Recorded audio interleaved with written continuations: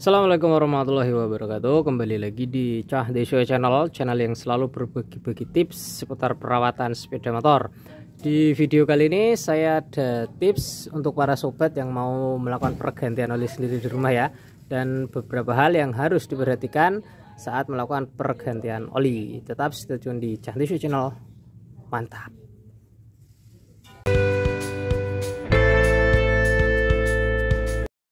Nah, untuk melakukan pengetapan olinya bagi para pemula sobat, yang diperhatikan itu biasanya kesalahan dalam memutar baut pengetapannya ini atau baut pembuangannya ini keliru ya. Bukan dikendorkan malah dikencangkan sehingga membuat bautnya ini menjadi dol. Nah, untuk mengendorkan atau mengeluarkan olinya itu harus dikendorkan ke arah kiri ya, gini. Nah, sini kalau kesini itu mengencangkan ya, itu kalau dipaksa malah akan membuat dratnya dol. Di beberapa kasus itu sering terjadi dol dari drat ulirnya yang di sana itu karena salah dalam membukanya, bukannya dikendorkan malah dikencangkan. Ditunggu untuk olinya sampai habis keluar, sambil motornya dimiringkan ke kanan dan ke kiri supaya olinya bisa ikut keluar semuanya ya. Kalau bisa sih jangan menggunakan kompresor untuk menyemprotkan angin supaya olinya keluar, lebih bagus dimiringkan seperti ini ya guys. Itu karena udara dari kompresor itu mengandung embun, sehingga ketika udara itu terjerembab di dalam itu bisa membuat oli cepat memuai, dan embun yang terjerembab ke dalam mesin itu bisa membuat karat atau ring shaker cepat aus ya. Cara yang lebih bagus itu seperti ini ya.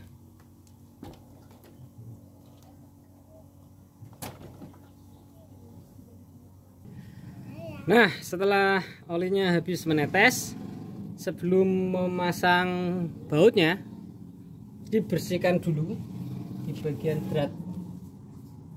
dratnya ini, drat baut dari pembuangan olinya ini dibersihkan dari sisa oli dan kotoran-kotoran seperti debu atau pasir supaya nanti olinya itu tidak rembes.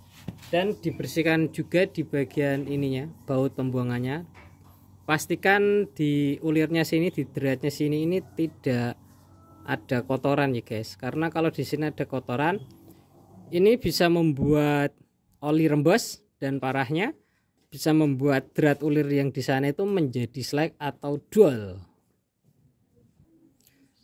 Bersihkan bagian dratnya sini dan pastikan ringnya, ini kan ada ringnya ya.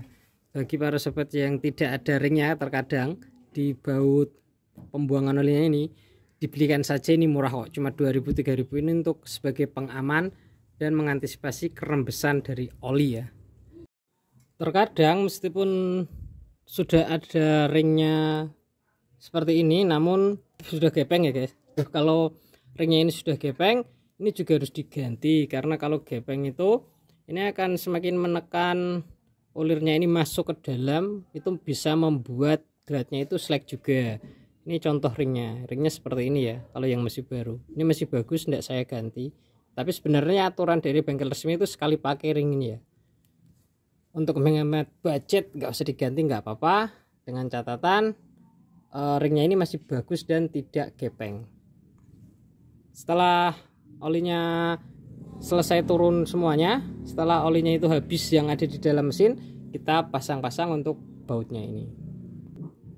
Sebelum pemasangan bautnya ini dipastikan dulu untuk dratnya ini sudah kering dan bersih ya dari oli dan kotoran, dan pastikan juga di bagian dratnya sini sudah bersih ya. Insya Allah kalau di sini bersih, di ulirnya sini bersih, olinya tidak akan rembes. Pasangnya jangan langsung pakai kunci ya, pakai tangan dulu, dipaskan, diluruskan bautnya, jangan sampai miring. Kalau miring ini bisa menimbulkan slag dan dol di dratnya ya. Seperti ini, pakai tangan dulu, pastikan lancar dan ringan. Nah, setelah agak berat seperti ini baru menggunakan kunci ya guys. Nah, momen pengencangan ini yang sering lebihkan ya, jangan terlalu kencang ya, karena ini drat aluminium dan bautnya besi, apalagi sudah ada ringnya. Cukup gini saja ya, saya contohkan dulu, saya mundurkan kameranya. Nah, cukup gini saja dengan jari satu gini, ini sudah tidak akan lepas ya. Lanjut kita pasang, untuk olinya kita masukkan ya. Kita buka dulu tutupnya.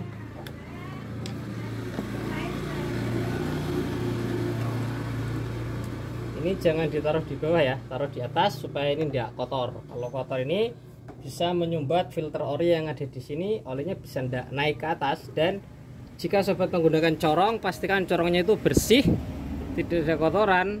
Karena kalau ada kotoran yang masuk ke sini ini mungkin 1 kali 2 kali tidak ada efeknya, tapi di next time, di selanjutnya itu kalau kotoran sudah menumpuk di filter ori yang ada di sini, pompa olinya itu tidak bisa mengangkat olinya atau menaikkannya sampai ke sini ya. Itu bisa mengakibatkan kerusakan yang meremen ke sini ya.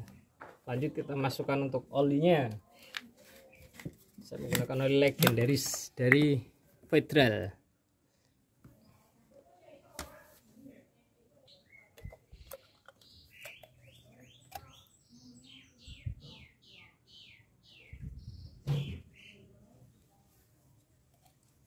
Perhatikan dengan baik-baik ketika memasang olinya, jangan sampai ada yang tumpah ya.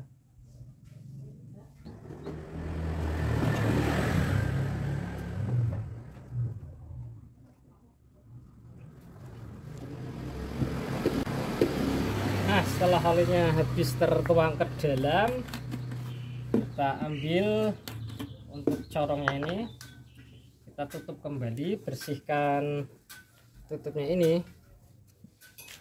Momen pengencangan tutupnya ini tidak boleh terlalu kencang ya. Kalau terlalu kencang ini bisa membuat seal yang ada di sini gepeng, sehingga olinya bisa muncrat dari sini.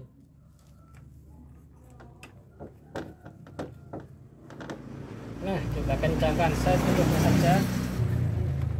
Yes. Setelah selesai dipasang, bisa dicoba. Halo sih guys, setelah dilakukan pergantian oli, gantilah oli setiap 2000 km atau setiap bulannya ya, tergantung mobilitas atau tergantung mana yang lebih tercapai lebih dulu. Kalau mobilitas tinggi, diwajibkan untuk lebih sering melakukan pergantian oli supaya mesin motornya juga awet maksimal. Demikian video tips dalam melakukan pergantian oli kali ini dari Cahndi Show Channel. Semoga videonya bermanfaat. Jangan lupa like dan subscribe Cahndi Show Channel. Share video ini supaya ilmunya lebih dimanfaatkan orang banyak. Cahndi Show Channel, mantap.